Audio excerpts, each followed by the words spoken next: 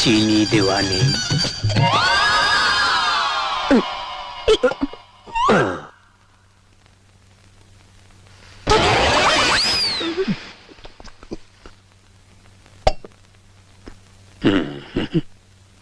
এবার ঠিক হয়েছে।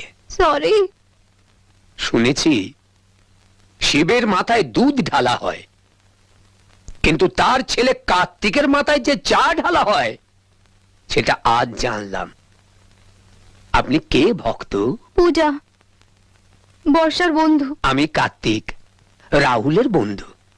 নমস্কার।